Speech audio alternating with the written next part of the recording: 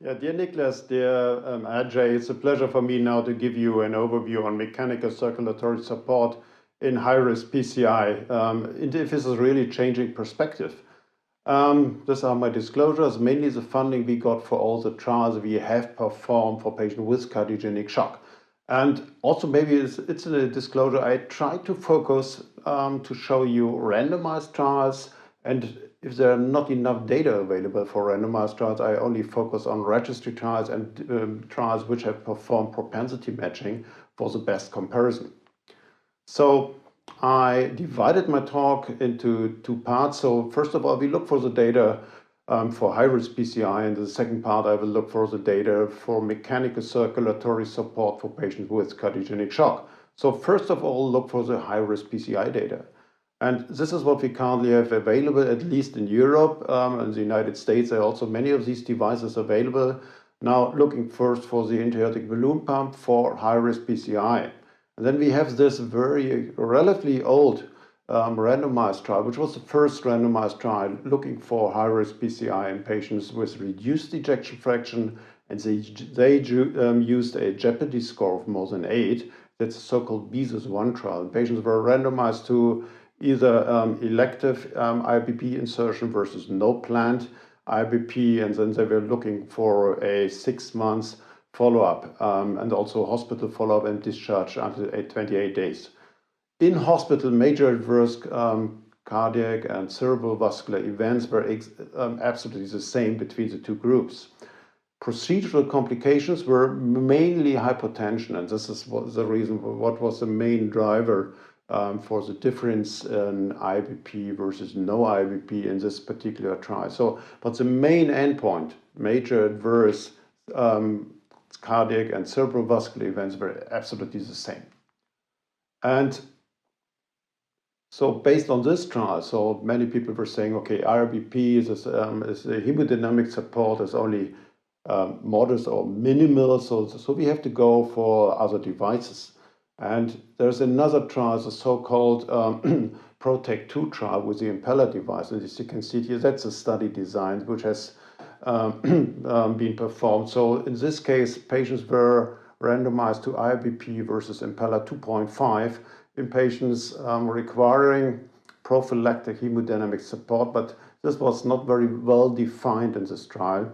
And it was defined that patients undergoing unprotected left main disease or last patent conduit and a left ventricular ejection fraction of less than 35%, or triple vessel disease and left ventricular ejection fraction of less than 30%. Important, this trial had a combined clinical endpoint consisting of 11 components. So this is something what you have to keep in mind when also looking for the Kaplan-Meier curves I will show you later on. And the study was terminated by the Data Safety Monitoring Board early for futility. This is also important for the assessment of this trial. So a secondary study endpoint, hemodynamic support cardiac power output, was significantly better with the impeller in comparison to the intra-aortic balloon pump, which is also important when we really consider to use these mechanical circulatory support devices. Major adverse events, intention to treat analysis, as you can see it here, at 30 days, which was the primary study endpoint, and secondary at 90 days, there was no difference at all for the primary study endpoint with a p-value of 0.3. As you can see it here, between the intra-aortic balloon pump and the impeller on the other hand. Then often these Kaplan-Meier curves are shown. So 90 days, which was already a secondary endpoint for a trial, which was terminated early because of futility. And then on the right-hand side, you can see the per protocol analysis where there was a significant benefit with the impeller in comparison to intra-aortic balloon pump. But this is a secondary analysis of a per protocol, and so you have to be cautious with these analyses.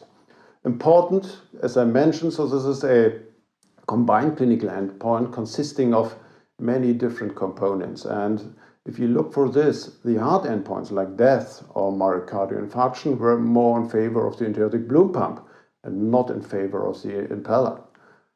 Softer endpoints like repeat revascularization and also hypertension were more in favor of the impeller. So this is what you have to keep in mind when you are looking for these data. Now, these are the randomized data for high-risk PCI. Now we have to look for cardiogenic shock. Cardiogenic shock is still the most leading reason for mortality in the hospital for patients with acute coronary syndromes. For intra-aortic balloon pump, I always show this slide. This is from our IVP Shock 2 trial. I was a strong believer in the intra-aortic balloon pump, and I always thought, okay, lactate must be positive. If you put in an intra-aortic balloon pump in a patient with cardiogenic shock, I have seen so many patients where lactate is going down. But if you do it in a randomized fashion, 600 patients, as you can see here, there's really no difference between intra-aortic balloon pump and control. And so no surprise, there was no difference in the primary standard study endpoint of all-cause mortality at 30-day follow-up, as you can see here, what we have published some years ago in the New England Journal of Medicine. And more recently, we were able to look for the 6-year data, and as you can see it here, there's also no difference at all between the intra-aortic balloon pump and control in a 600-patient randomized clinical trial. And based on this, in the European guidelines, now it's a Class 3B recommendation to use the intra-aortic balloon pump on a routine basis, which still leaves you open to use it if you're a believer in it. And in the American guidelines, this still has not been updated since the publication of our trial. It is a 2AB recommendation to use the intra-aortic balloon pump. Our trial had some effect on what we do in clinical practice. You can see this is one US registry where intra-aortic balloon pump goes down. And you also can see an increase in impeller and tandem heart, and on the other hand, you also can see an increase in ECMO. But you have to look for the scales. Impeller, tandem heart, the scale is less than 5%, and ECMO use is also still less than 5%. So altogether, in the United States, less than 10% of the patients get active mechanical circulatory support in patients with cardiogenic shock. This is what happened in Germany, so we, maybe based on reimbursement issues, we are more using ECMOs in these patients, and so you can see a steep increase in ECMO in patients with cardiogenic shock. On the right-hand side, you can see the mortalities, and the mortality really remained nearly unchanged based on registry data in Germany. Now looking for the data. Impeller for patients with cardiogenic shock. I only look for randomized trials and meta-analyses and also for propensity-matched analysis.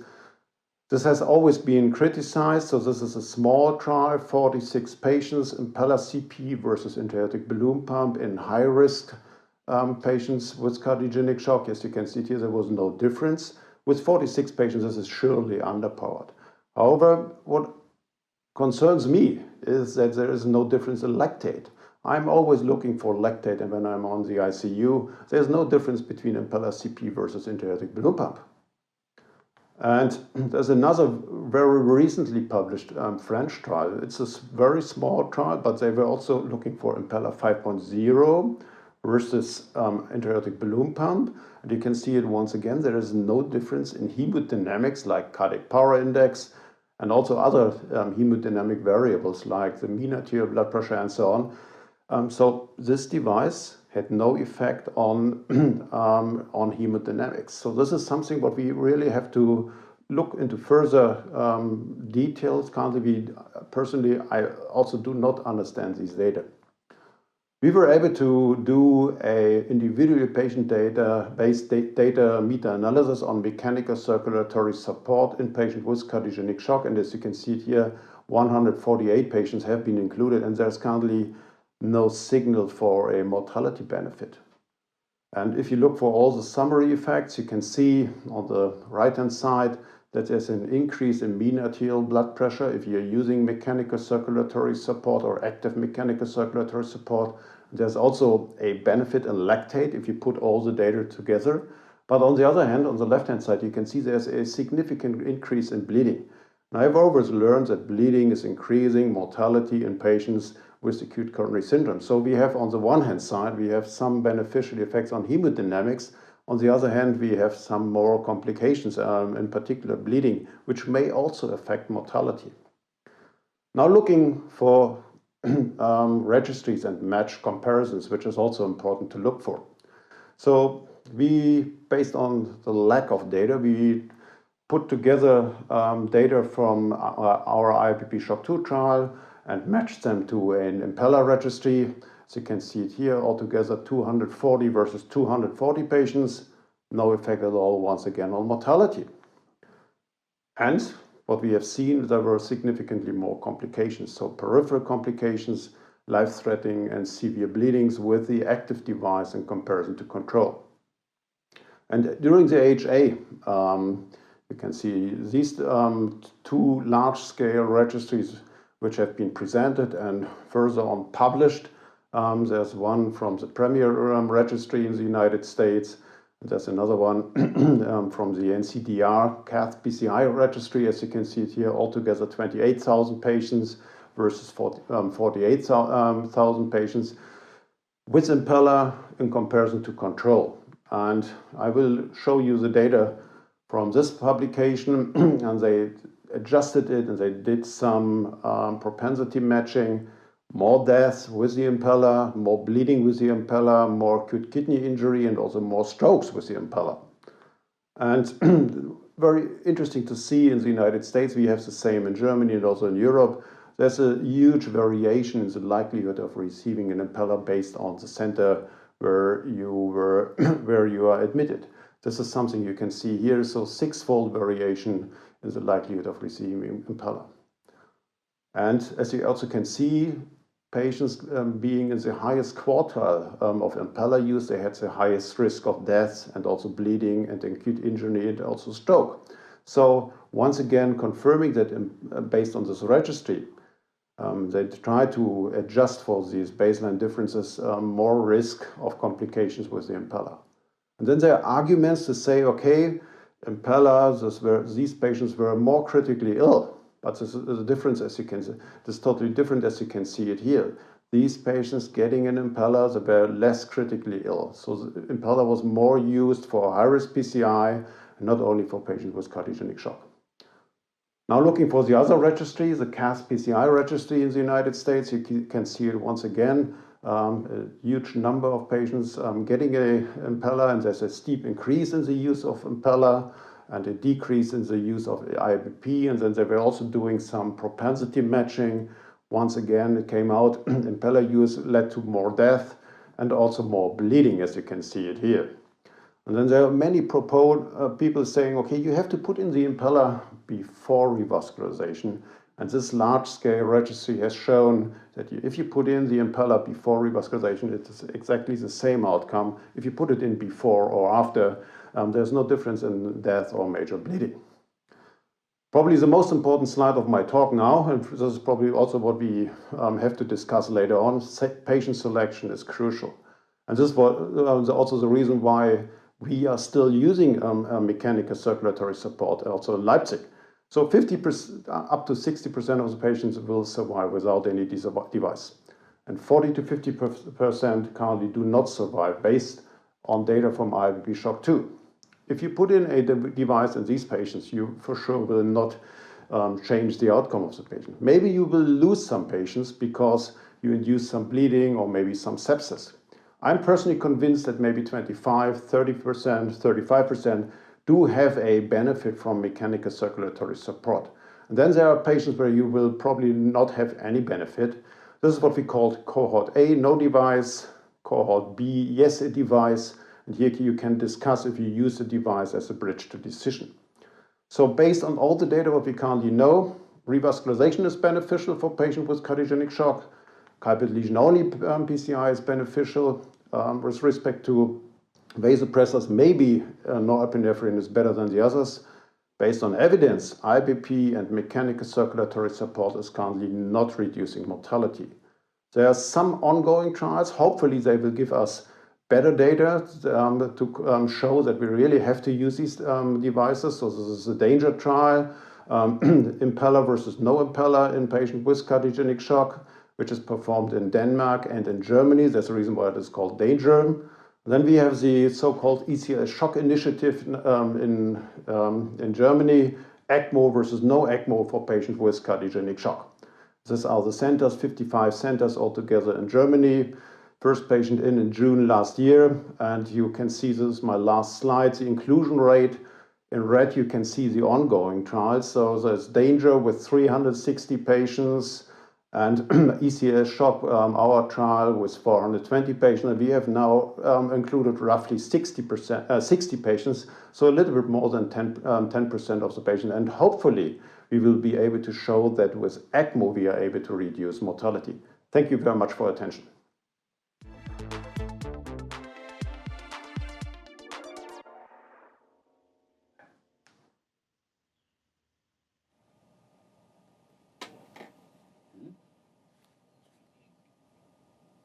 That that slide you showed about device selection is, I think, summarizes the entire problem with the data and also reconciling data and clinical practice. Is there anything you use that helps you determine who these people are that might have died otherwise that we could potentially help? Anything that you know of that you can hang your hat on? Is it lactate? What is it that might drive that? So currently it's more a gut feeling. I fully have to admit. So lactate is very important. So in the case, like, we look for lactate. So there are some scores available, and lactate is always one of the major drivers of mortality risk. So lactate is a very good marker to be used in the case lab. But you also have to look for the number of vasopressors you are using, the number of inotropes or inodilators you are using. The more you need, the higher the mortality. This is maybe also something you have to consider.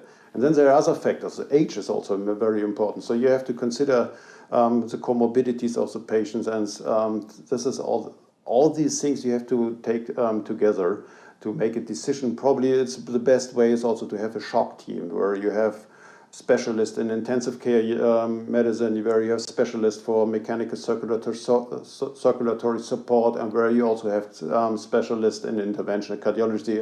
And bringing all this expertise together probably is the best also on the selection of these devices. Nevertheless, we need more data, and that's the reason why we have to do these randomized trials. Yeah, it screams for like an AI. Go ahead, Nicolas. Go ahead. So sorry, Ajay, I was stunned by those latest results from the United States, where they use these very large, immense large registries with all these shock and high risk PCI patients, where they compared balloon pumping with Impella, but I'm not so sure whether it was a fair comparison, and I must admit it's always difficult to unravel or reveal the indication for the use of the mechanical circulatory support. But what surprised me most was that there were 450 centers, or more than 450 centers involved in those registries. So I was amazed that so many centers were offering mechanical circulatory support, either as a high-risk PCI procedure or for cardiogenic shock. In the European guidelines for large bore access-related technology, for instance, structural heart interventions, the recommendations are we need heart valve centers of excellence to deliver these kind of large bore therapies. And all of a sudden, I see this data from the United States where everybody was doing mechanical circulatory support. And we all know that access site management is crucial when you use these devices. And as a matter of fact, also Holger alluded to the bleeding issue. If you start bleeding also with a mechanical circulatory support, it will come back and haunt the patient. So let me refer the question to Roxana. What is your take on that? Is mechanical circulatory support being overused in the United States, and do we need to centralize these kind of procedures? So thank you for asking that tough question, because I think it is a tough question, especially what we're seeing in the United States. There may be overutilization, but there may also be underutilization in centers where they're not just clear on what they're doing. And I think in my mind that, first of all, number one, the shock team is a wonderful, wonderful idea that, and we certainly have it in our institution. The moment we know of a patient that's arriving to our center, and I know that's happening at Columbia Presbyterian as well, where the shock team is, which is a team of a member team with a very good understanding of these mechanical support, circulatory support devices, and understanding in how and in whom to use it. And we also have cooling that goes along for these patients. We have cooling protocols and management of the vascular complications. And those groups of people who are taking care of these patients are extremely well versed in taking care of all of those important complications. What I do want to point out is that this JAMA and circulation articles that were both presented at AHA are getting a lot of hype. And I want to make sure that we all take a step back to understand that registry data are confounded.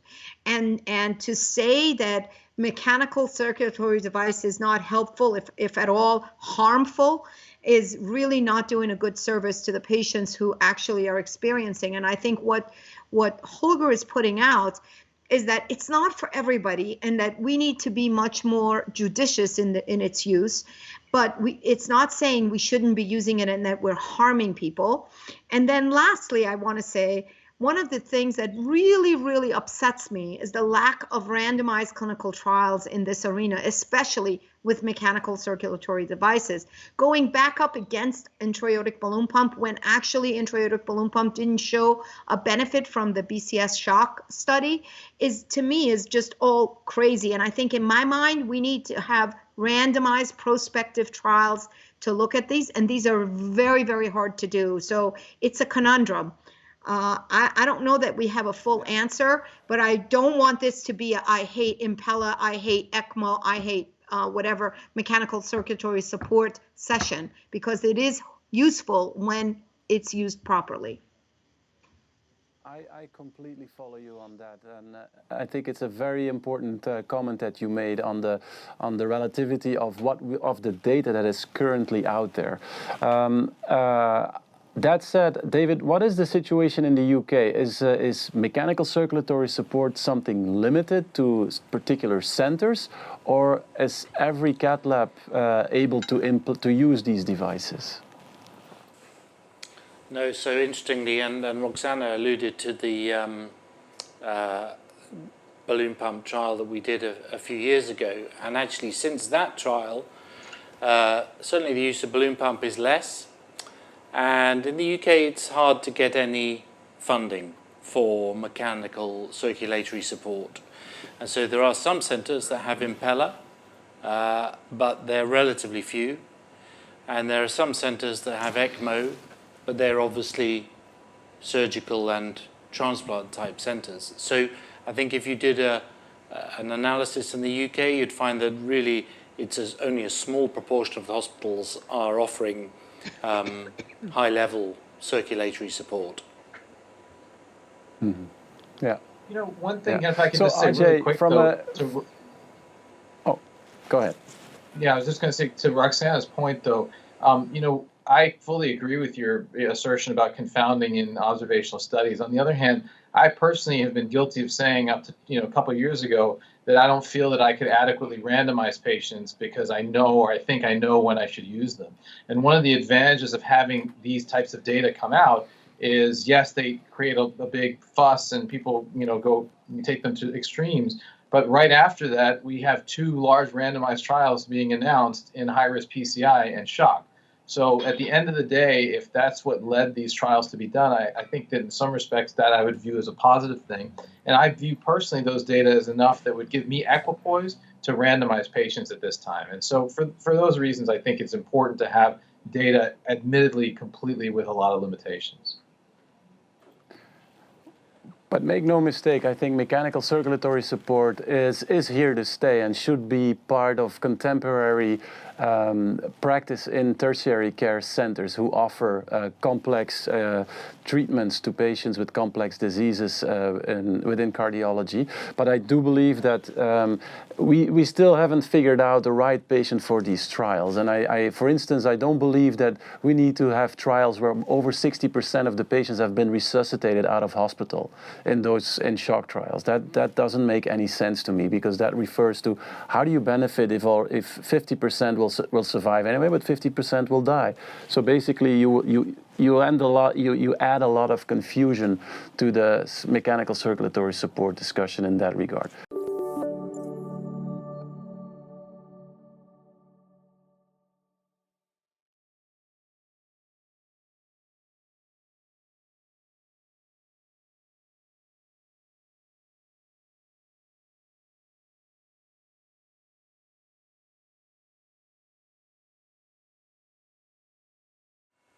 Hi there.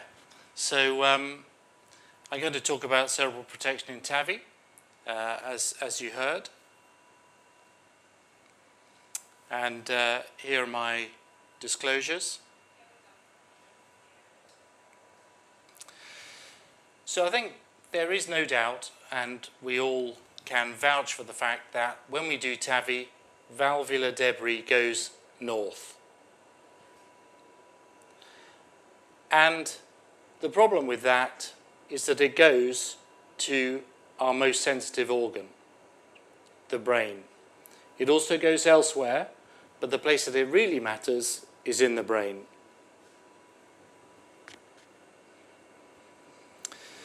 And the way we detect this and the way we look into this is completely dependent, 100% dependent on the sensitivity of the detection method that we use. So, for example, in the spectrum here, the clinical utility that nearly everybody uses, which is clinical decision-making about has the patient had a stroke or not, is the least sensitive method you could possibly have. Here's a very well-known slide which looks at the gross clinical stroke rates as seen from a number of different studies. So we're looking at maybe an average of about 4% or so of strokes that cardiologists can see. This slide is much more important and much more informative and relevant though. So on the left-hand side, you can see disabling stroke down at 1.5%, but then moving along the x-axis, any stroke, cardiologist detected, up to 6%. Then once you get a neurologist involved, it's closer to 20%. And then when you look at more sensitive assessments, such as the Montreal assessment of cognitive function, or the NIHSS, and especially if you then put them together, you're getting up to a rate of 60%. And as anyone who has done transcranial Doppler knows, stuff always goes upstairs when you deploy the valve. And these embolic particles are seen in MRI scans in over 90% of cases.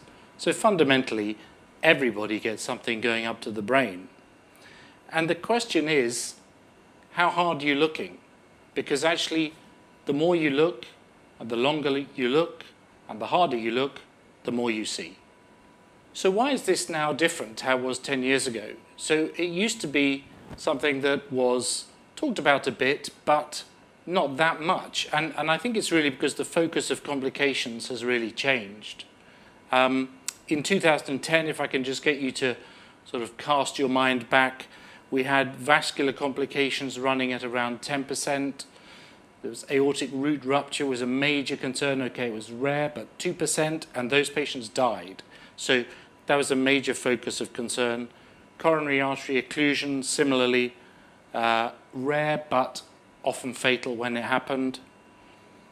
Leak around the valve occurred in very many cases. I mean, really nearly the majority, and that was a considerable focus of attention. And then pacemaker implantation, it remains a focus, and for anyone who wants to know more about this, I'd recommend Lars's fantastic talk from 2 days ago, focusing on this particular aspect. And then there was stroke, and stroke occurred at around 3% at that time. Now, if we go forward a decade and look at 2020, we've learned a great deal about how to deal with vascular complications. So we now do ultrasound-guided puncture, as Nicolas beautifully demonstrated. We have good CT planning at the start. We have smaller sheaths for the arterial access. All of these have brought the complication rate down considerably. Aortic root rupture, we know a lot more from CT analysis, from where the calcium is, how dense it is it under the annulus? So aortic root rupture is much less common than it was. Similarly with coronary artery occlusion, the coronary heights, the positioning, the bulk of the leaflets, all of the information that we get from CT scans, we now understand a great deal better. Paravalvular leak is improving. The design of the valves is better. Sealing, adaptive skirts or external pericardial wraps will limit the degree of leak from around the valve, and more knowledge about how to place the valve, where to place it, how to size it. All of these things have helped. But what hasn't really changed is the stroke rate. So the stroke rate has really remained problematic at around 3%.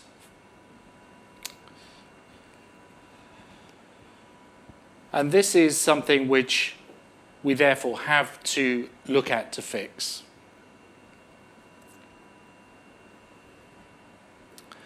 And one of the biggest problems with this is that we really don't know who the patients are who are most at risk. Or, in fact, to put it another way, we do know that, in fact, all the patients are at risk, and it's really only chance plus one or two slight indicators that you're more at risk, which give you the indication. So basically, if you're going to do something to try and protect people against stroke, you have to do it in everybody. Now, for me, when I do a TAVI procedure, it's the one thing I'm really worried about. The vascular access is all under my control, really. The aortic valve complex, that should be really nearly all under my control, okay? Small mistakes occasionally, but fundamentally, we're able to assess, analyze, and decide and look at all those risks. Stroke, all I can do is at the end of the case, I throw a pair of dice, and if it comes up a double one, the patient gets a nasty stroke. And that's just totally unacceptable. We must be able to do better than that. For those of you who like roulette, I can't recommend it, by the way, it's as if you roll the ball, and if the ball goes into the 0 pocket, the patient gets a disabling stroke. If the patient scores 1 to 5, they get a non-disabling stroke. If it goes on any red number, they get some neurocognitive change. And in fact, if it goes in any number at all, they probably get an MRI change if you actually had a look at it. So we have to do better. And part of that is because actually when you talk to patients and say, these are the risks for the TAVI procedure, very commonly, they're not really bothered about, well, if I die, I die, you know, I've had most of a good life. But they really, really don't want a stroke, and they really, really don't want to be a burden on their friends and relatives. And actually, I think this slide is the most important probably of the ones that I'm showing today, and I kind of wish I'd done this study myself because it looks so simple and yet so sensible. And it looks at what the patient's perspective really is. So this slide suggests that only 1 in 14 patients is really bothered about prognosis and longevity, something which we always talk about. And actually, surprisingly, only 1 in 6 is primarily concerned about reducing their symptoms. What most of them worry about is, will I be able to do things that I would like to be able to do or currently can do and want to be able to carry on doing? Will I maintain my independence. So that's a critical point that from the patient's point of view is crucially important for them. So I think the situation has changed over the last 10 years because we have pretty good control over many aspects of the TAVI procedure. Stroke is one area where we simply can't afford to leave it to chance, to just see at the end of the procedure, has the patient had a stroke or not? We must do more than that. So how can we try and protect the brain? Well, there are a large number of devices in development, and here I show a slide which demonstrates a few of them. So we have, of course, the best known device, the Sentinel, Keystone TriGuard device, and several others that you can see on this slide and on this next slide. So there's a great deal of interest in this area. It is going to be a huge area of growth for TAVI procedures and indeed other procedures over the course of the next decade. So the Sentinel cerebral protection device is very clever. You've all seen it used repeatedly. It secures filter protection to 90% of the blood flow to the brain, so only the left vertebral is unprotected. And of course, ideally, if we could, we would want to offer protection to the entire brain circulation. With this device, you will know from the Sentinel IDE study that there was a 2/3 reduction in periprocedural stroke as neurologically adjudicated. Another device is a Keystone heart device. There are a number of devices broadly similar to this, which are looking to deflect but not collect debris. It's a matter of, so long as it doesn't go to the brain, we don't really care if it goes somewhere else. And broadly speaking, that's okay. You would be unlucky to get serious renal impairment from embolic debris, but deflection and collection may even be superior to deflection on its own. And that's offered by the Emboliner embolic protection catheter and a couple of other devices which are looking to capture and remove debris and offer total circulatory protection. So during the course of the next decade, I think we're going to see a great deal of development on this topic. And I think we will ideally be using devices that offer total circulatory protection. They will not just capture but also remove the debris. They will ideally have a really good safety profile for deployment without having to use an extra arterial access point, and shouldn't inhibit the TAVI procedure itself.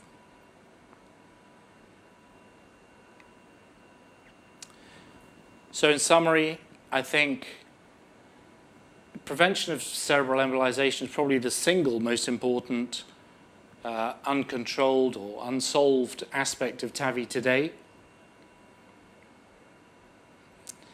And there will be device iterations which will allow embolic protection to be safe, to be effective, to become routine and indeed mandatory. And that will be in order to prevent stroke of a disabling nature, stroke of a non-disabling nature, but also, importantly, more subtle neurocognitive impairment and even an earlier move towards the onset of signs of dementia.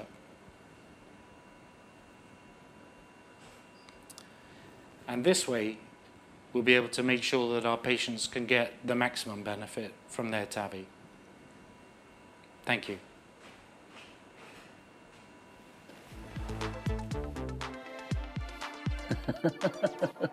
Ja, en zeker naar die pizza.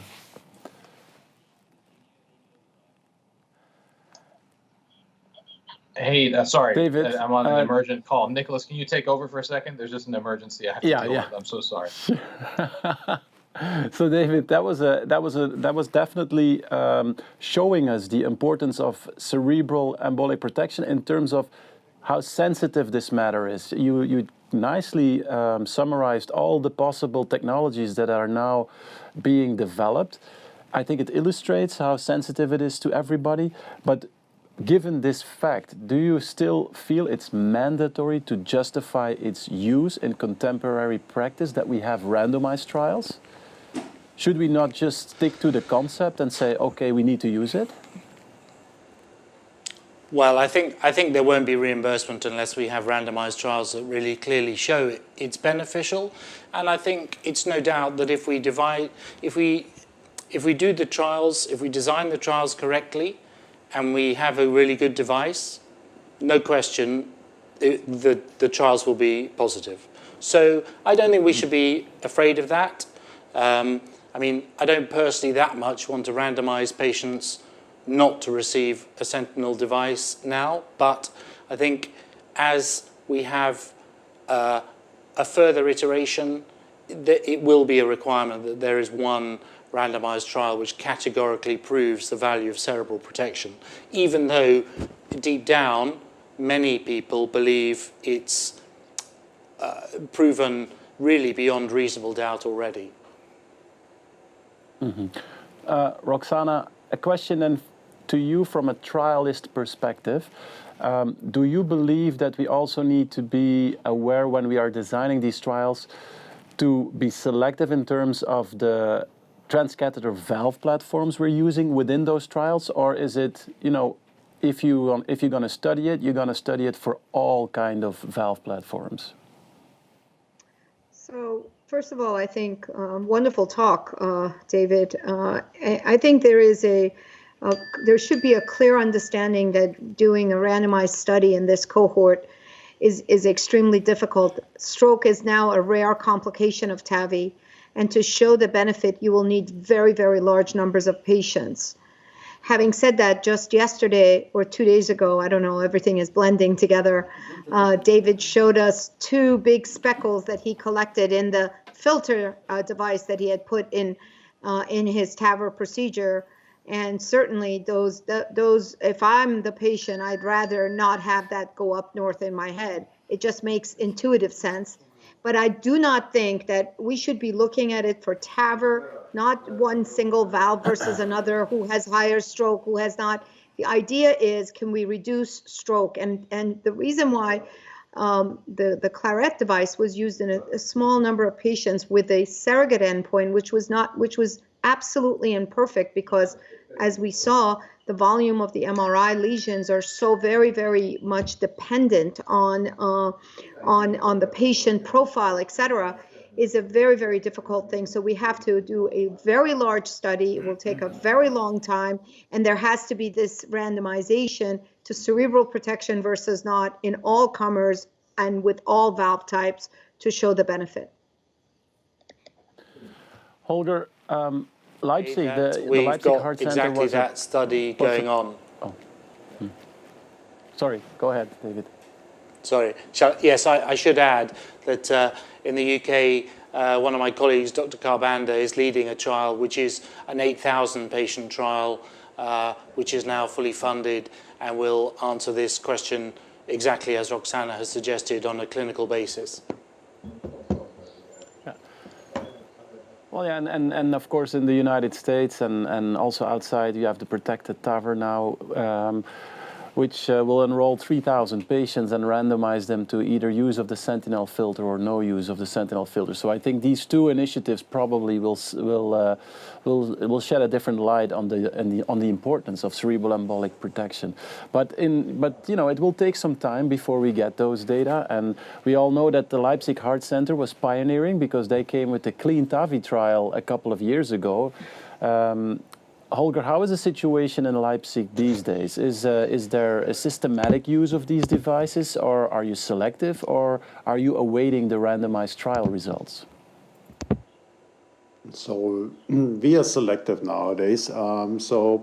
This is also a reimbursement issue, maybe very similar to UK. So we can't use it in every patient. So nevertheless, so in Leipzig, so we were, as you mentioned, so one of the pioneers in doing it in a randomized trial in clean TAVI. And now we're using it in maybe roughly 1/3 of the patients.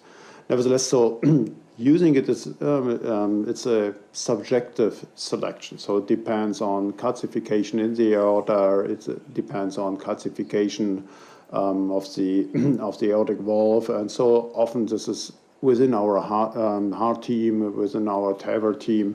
This is a subjective selection, and mainly we are using it for valve-to-valve procedures. This is something where we use it systematically. Also, when we do more complex procedures like basilica procedures, then we are using it really in every case. But nowadays, this is mainly a reimbursement issue. We are using it in selective cases.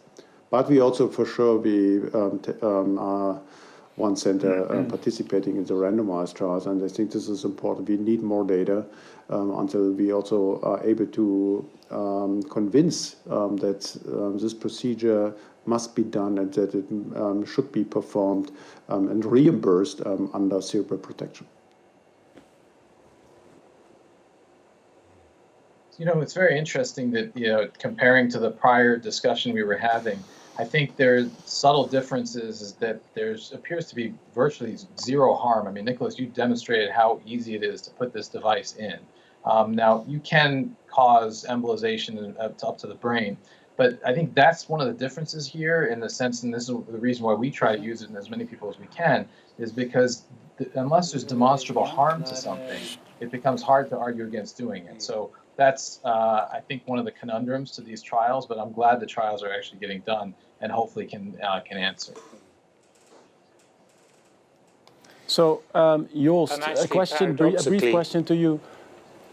How do you approach the patient who comes to you and says, listen, doctor, I want to have the TAVI, but I also want my brain protected? Well, what is your typical answer then? Well, to me, that's a great point. I mean, we do see all these patients ourselves at the outpatient clinic, and if you ask these 80 or 85 or maybe even 94-year-old people, what do you fear the most? And there's only one thing they say, and that's, I don't want to have a stroke. And although we know the stroke rate is low, for us, I mean, with the data there is at the moment, who are we to refuse the patient this device? Although we know that in some countries there's obviously this reimbursement issue. But from a clinical perspective, so taking the money out of the equation, I think we have already a lot of data that at least helps us to support the decision to put in the filter and tell the patient that at least it's safe. Unfortunately, the TAVI procedure itself is so very expensive that actually the cerebral protection filter is a relatively small proportion of that. It's the only positive thing I can think of about the vast expense of the TAVI procedure. Yeah. But on the other hand, I mean, we changed a lot by putting out the anesthetists, by no more ventilation, no more anesthetists in the room, no more pacemakers. So we're also saving a lot nowadays with these lean TAVIs. So maybe if you spend a little bit of that money for the filter, then at the end we might be doing a good job. Yeah. Nicolas, we should ask the panel. So who here, if you're getting your TAVI, want to have no filter for your procedure? Okay, just thought I would ask.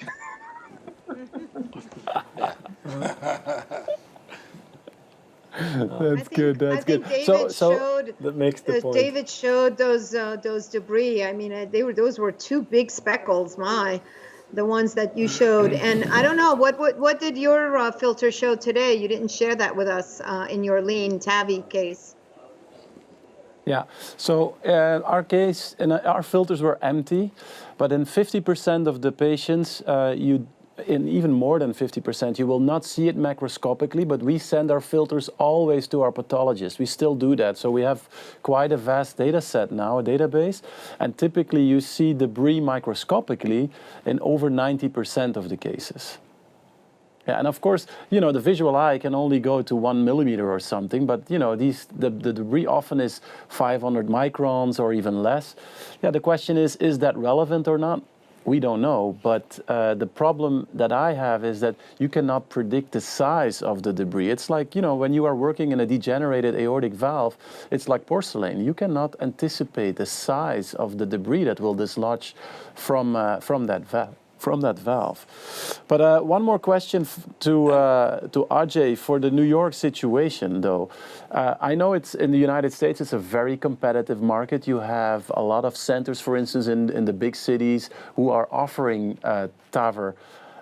Is it also a tool, a marketing tool now to offer cerebral embolic protection to your patients, and will that attract patients? Yeah, I don't think it's overtly used that way. And the one reason that I think the New York area is able to use it more liberally is because the Medicare reimbursement rates for TAVR typically, or for anything in New York, it tends to be higher because it's just more expensive. So, I think that there's less individual things. You could see somebody doing it ultimately that way. But I think the challenge for physicians, especially in cost-constrained environments, is that we always want to do what's best for our patients. But yet, if we're being constrained by cost, then it becomes a real challenge.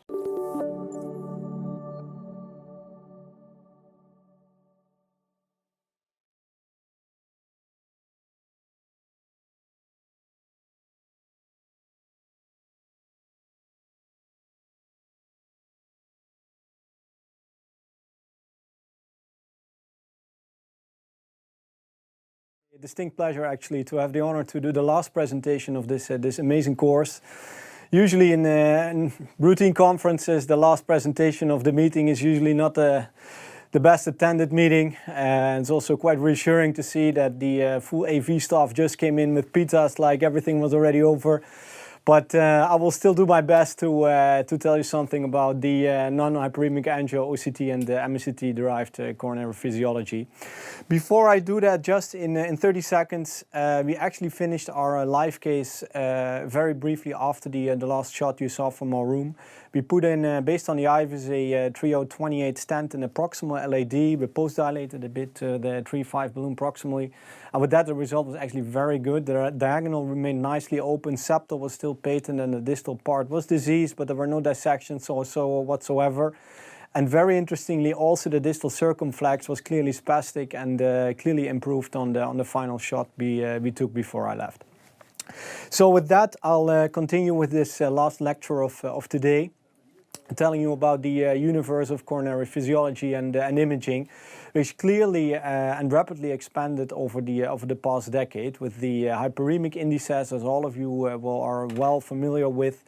That changed with the introduction of the resting flow indices, mainly at the courtesy of IFR, and now being competed by different diastolic or, let's say, non-hyperemic indices like DPR, DFR, RFR, which are virtually all the same as IFR, as I will show you in a second. And then there's the full field of imaging-derived physiological indices using IVUS, OCT, and the angio-guided, angio-derived FFRs, as has been demonstrated in the live case just a few minutes ago. I will very briefly touch upon the non-hyperemic pressure ratios. As just alluded to, there's a wide variety offered by different manufacturers at the moment, from Opsense, Abbott, Boston, each have their proprietary algorithms. But, and even in Erasmus, we developed our own generic diastolic pressure ratio, but all of them, and that's what I want you to take home, are virtually identical to IFR if you look for an agreement between any of these non-hyperemic indices and the IFR being the patented gold standard thus far. There is, though, one issue with all these non-hyperemic indices which you should keep in mind, is that they at the end provide you with smaller gradients, which obviously are more sensitive to noise and hydrostatic effects. And there are still no prospective randomized data as compared to angio-guided PCIs with these non-hyperemic indices. So with that, there are still remaining challenges with any of these indices. You need a wire or microcatheter to measure them at a cost of around at least $500. There's time you need to do the measurements. Even a non-hyperemic pressure ratio takes you about 5 minutes by unpackaging the device and putting the wire across. That is particularly importantly for patients with multivessel disease, where you want to do multiple assessments. There's a drift, which obviously adds and is still a problem in up to 14% of the cases. That's the known variability in the measurements with up to 0.03. And wire-based technologies are usually not the best wires, although they are improving at the moment with newer versions. But as already also alluded to in the live case, FFR is not that much used, and that is mainly at the courtesy of all the issues that I brought up just a few seconds ago. So with that, I would like to focus now on the novel physiological indices, mainly being the CT-based algorithm of heart flow, the OCT or IVUS-derived FFR entities, and angio-derived FFR as just demonstrated live. So what all of these technologies have in common is that they use some form of computational fluid dynamics, either complete or simplified, using pulsatile or continuous flow models and lumen segmentation. That is key to derive a 3D-based anatomy of the vessel based on either CT, angio, or OCT or IVUS with increasing pixel ratios. So then there is the issue of modeling an entire tree or a single vessel. There is the option to include side branches or not. There is inlet-outlet boundary conditions that need to be fulfilled. And you need to decide on what kind of physiological models you will base your model. So that's quite complex, and all of these technologies have a sort of blend of how they use all of these individual items that need to be taken into account when computing flow. So I will start off with showing you what is currently available on the angio-based FFR modalities. So the VFR is the one on the bottom of P Medical, which you have just seen live. Uses two orthogonal angiographic projections, a aortic blood pressure, and with that you get instantaneously a VFFR. The fast FFR, which is shown in the middle panel, also starts off from two angiographic projections and models the full tree. And in the favor studies, the QFR algorithm, which is the one that is definitely most widely known, but the Mehran software does the same thing, but it uses the frame counting. And at the end, all of them correlate actually quite well to invasively measured pressure wire-based FFR of areas under the curve of around 0.95. So a little bit of more detail. This is QFR, the Mehran software. So again, two orthogonal views, and you implement these into your QCA, or in this case QFR software.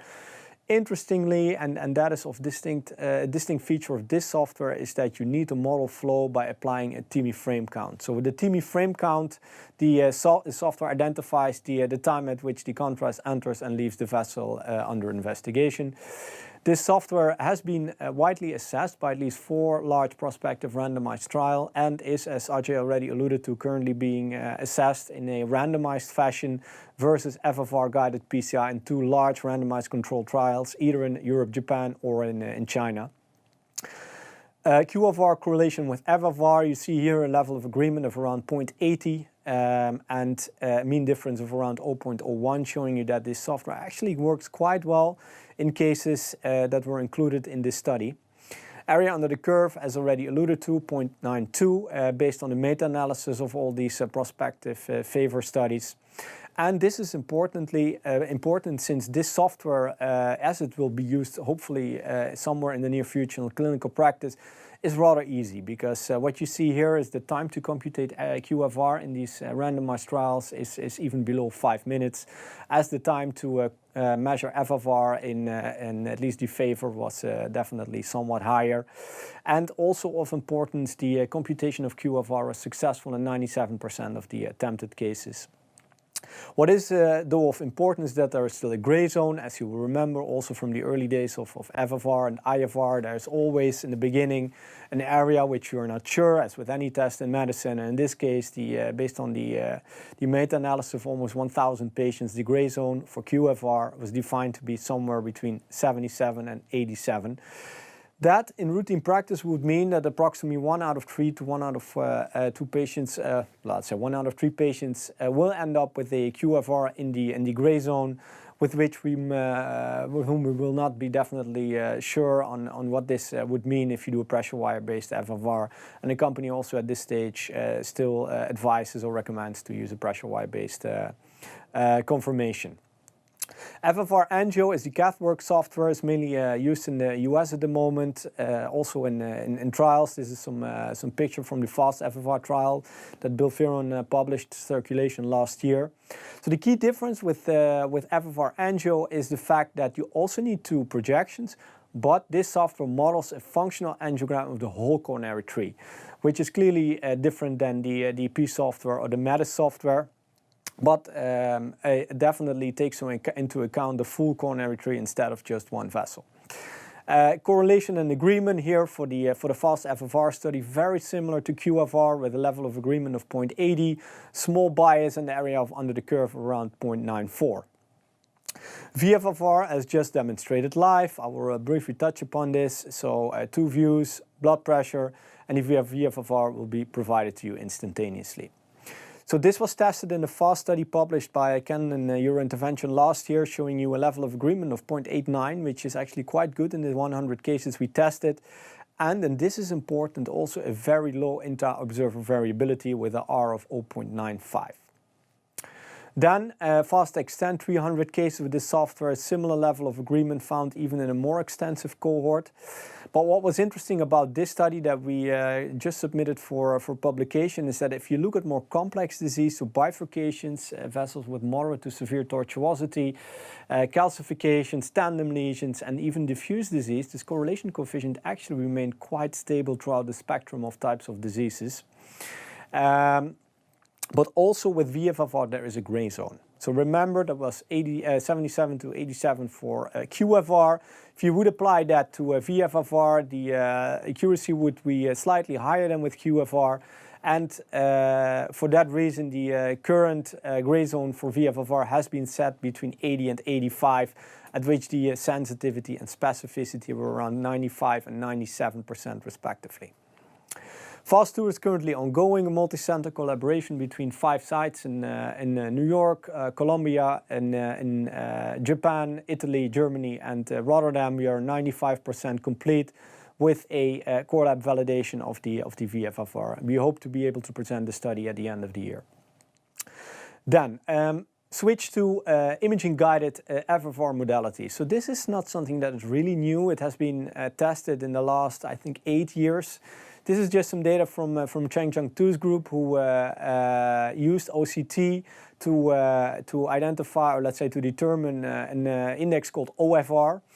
The advantage clearly of OCT is that you have a higher resolution with the improved luminogram, and the great benefit of OCT is that the automatic segmentation and lumen contour detection is very accurate. And with that, you would assume that this is a bit more versatile, because these algorithms are obviously not that sensitive to tortuosity or any type of overprojection, since you look the vessel from the inside.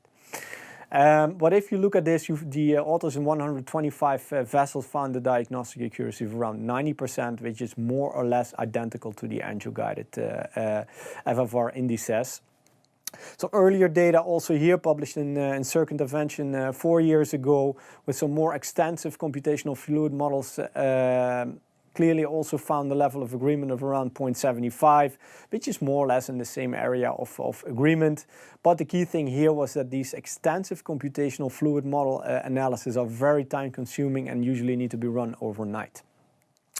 IVUS, similar features as with OCT. I don't want you to read this table, but this is just an overview of the 5 studies that have assessed the IVUS derived FFR indices thus far.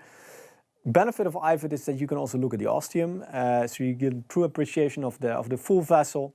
And in these studies, the correlation indices were more or less identical, also being around 0.80. So with that, IVUS Same benefits as OCT, but at present not ready for prime time because this is very time consuming. As you know, the automatic lumen contour detection of IVUS is not that great yet. It's getting better with HD IVUS, but I don't think it's ready for instantaneous assessment of pressure gradients. Then I will touch upon the final physiological index of today is the FFRCT, which is well known to all of you and used in a screening setting in a vast majority of cases, depending on regions. In the US, it's widely used. In Europe, it's increasing. It's increasing based also maybe on the results of ischemia. The key features of the heart flow algorithm is that it can use extensive computational fluid models, which are potentially a bit more accurate than the shortened models that are used by the other indices I've just shown you. You can take into consideration the LV mass, microcirculatory resistance, and all kinds of equations that can be run overnight once this algorithm is running to analyze the CT of your patient. So CT has been shown to be of great value, mainly in the screening setting here in the platform study, in which FFRCT-based clinical decision-making has proved to reduce unnecessary invasive coronary angiographies with significant cost-saving applications. Furthermore, the CT proved to be very accurate in robust risk discrimination beyond ischemia testing. As you can see here in some data from Udo Hoffmann published in Circ 3 years ago, if you look at the severity and the anatomic findings of the CT, you can clearly discriminate into event rates in cases with virtually no disease versus those with severe disease that are more prone to experiencing events. And if you look at the dashed line, so the line which is the second from bottom, then you see where the functional testing really makes a benefit, makes a difference when analyzing lesions that are intermediate or very mild, where the functional testing clearly improves the sensitivity of this CT scan. So CT in clinical decision-making has been tested also in the Syntax tree Revolution trial, where FFRCT was sufficient to provide aid support and in selecting the best revascularization modality. And interestingly, when heart teams were provided with the CT results, they changed and they modified revascularization plan in 12% of the patients. Well, whether that will translate in a clinically different outcome is yet to be determined, but at least it provides another piece of evidence showing that heart team decision-making needs more data in order to be accurate, and I think this is one study that definitely nicely showed this. Finally, and this is the last thing I want to show you, the nice thing about the CT is that there are now new models in which you can do a sort of a virtual stenting in order to look for the segments in the vessel with the largest pressure drop, and you can model in your stenting in order to make the final stent length as short as possible, and at the opposite side get a physiological result that is as good as possible. That is currently being tested in the Decision trial, led by Columbia and Greg Stone, randomizing 5,000 patients to either angio-guided PCI or CT-guided PCI with the results of the CT scan. For those of you who want to read more, this is just a very nice multi-center collaboration on all these novel indices of coronary physiology published in Circ Intervention just a few weeks ago. With that, I would like to conclude and open up the panel to challenge us with some questions. Joost, that was great. I think this is also novel for many of us in the audience. The question that I have to you, would you agree with the fact that we are currently still underusing coronary physiology and that these new techniques might improve coronary physiology and lead to a more rational use of PCI? Yeah, I definitely think that is the case. I think the amount of evidence for FFR is substantial. With the introduction of IFR, we were critical in the beginning, saying, well, there's still discrepancy in 20% of the cases, but still, if you test that and validate that against the so-called gold standard FFR, in routine practice, this is just as good as has been shown by 2 large-scale randomized trials. I think the same goes for now these angio-based indices. They are not perfect, and they will not be applicable to all patients, all anatomies, etc. But if you are able to measure them, and if the amount of data is accumulating, I think the ease of use of these technologies will definitely lower the threshold to use the implementation of a physiological index in much more of our cases. Fantastic overview. And one of the things Roxana alluded to in the prior discussion was that, you know, how do you fit these all together? Are you going to feel that wire is going to go away, or are they going to be complementary? The reason I bring it up is we were just alerted to one of the insurance decision makers here in the United States, basically saying that if CT-FFR, for instance, is paid for, then they're not going to pay for invasive FFR assessments in the cath lab. I think we all would shake our heads at that. Doesn't make a lot of sense. But anyone maybe I want to comment on how you fit all of these things together in clinical practice? Do they replace, or are they complementary? Maybe David, I'll ask you. What do you think? Yeah, I think they should be complementary. I mean, especially as we're slowly working out what is going to be the best combination of tests. I mean, you may or may not be working in an institution or a clinical environment where pre-procedural CT scans are done, and therefore having access to CT-based FFR may be difficult. So I think having a blanket policy which says, you know, if we're paying for this, we're not paying for that, is not going to be helpful. The best thing for us to do is to work out slowly over the years. It's a very new field that's rapidly developing, which is going to be the best method or combination of methods for which type of patient. You know, one of the other things that always comes up is these technologies, even Joost, it was relatively easy to do, but you needed two orthogonal views with reasonable visualization. I think a lot of us work in tertiary centers where we get referral films, and you almost have to repeat the angiogram again to see where the lesions are, what the anatomy is. How much do you see that as being a limitation, for instance, Holger, to the use of these types of technologies in the cath lab? I think we are still in the early phase, and it has nicely been shown by Joost that it's working, but you still have to transfer the images to an external computer usually, and it's not integrated into your cath lab. Probably this is the next step what we have to do, and I'm relatively sure that also with artificial intelligence further on, so we maybe only need one projection, and then we will have much more reliable data, and then your cath lab machine will tell you you have to do the PCI in this patient. And so probably this is the way to go with artificial intelligence. It will probably take some time. We will have to wait for these large-scale randomized trials as well, but I'm sure that in case this will be positive, or these are non-inferiority trials, but if these trials are non-inferior, I'm sure that this will be very fast adopted, and then this will also be integrated into our cath labs. Directly. Maybe Nicolas, Sorry. Nicolas, let me ask you, you showed us how you plan out the whole TAVR procedure now, CT ahead of time, it's all done. So do you see diagnostic cath going away? Can we do this all outside the cath lab and do pre-procedure planning, and only the interventional and potential wire-based technologies in the lab? Actually, I'm convinced the world would become a safer place if referral centers who have no PCI capacity would become experts in non-invasive CT scanning and CT coronary angiography. And with all these new technologies, it becomes also very attractive to them, because they can really play a significant part in the decision-making process and also in treatment planning. And I think that might help them to give us a better service, because a lot of those angios, diagnostic angios from non-expert centers who do not have the capability of PCI, doesn't come close to what you can achieve with CT, with coronary CT at this point in time. So I think I hope at one point we will make that transition as a cardiology community. So Roxana, I'm going to call on you, because you always will bring it back to reality. We saw all these new technologies and cool things and ways of thinking, and don't even have to do a diagnostic cath. What do you need to see next? What do we need to do? Let's get a reality check from you.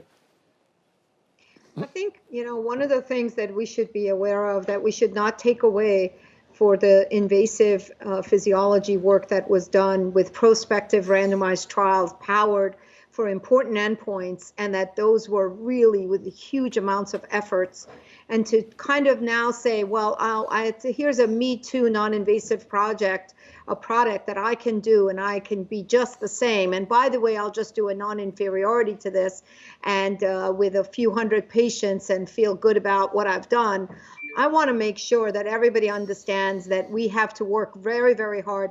The more non-invasive, the better. But I'm not clearly there with CT-FFR, and I'll say it very openly. There's not been a prospective randomized study. There's not been a well-done, conducted way of understanding what that is. And we have seen in our own cath lab multitudes of patients who come in with a positive CT-FFR in whom the invasive physiology shows a negative result and no need for intervention. And so for me, I find it almost insulting to the people who did so much work on the prospective randomized studies for the invasive physiology work that has been done and has been so fruitful and so perfectly associated with improving outcomes. So I would love to see that the QFFR, the vessel FFR that you guys did works well. I want to see less dye and less toxic work to the kidneys. I don't want to start to see that we're starting to give more and more contrast to do multitudes of measurements. And I think we need to find and make the invasive FFR more cost effective and work hard to improve our techniques in the non-invasive physiology assessment. Perfect answer I was looking for. We have 1 minute left. I guess the question I would sort of ask is, we started off talking about the ischemia trial. We've now, at the end of this day, come and talking about these mechanisms. It seems to me like everybody feels that CT is a reasonable tool, but it's also important to recognize limitations. Just, maybe a show of hands, how many of you have increased your use of CT in the past year or so in the cath lab for coronary assessment? I mean, my hand can't be seen, but I've definitely increased it. Nicolas and Joost, are you using it all the time or not so much? Not so much. All right, well, so it's still mixed, so we'll wait for some more studies in that regard.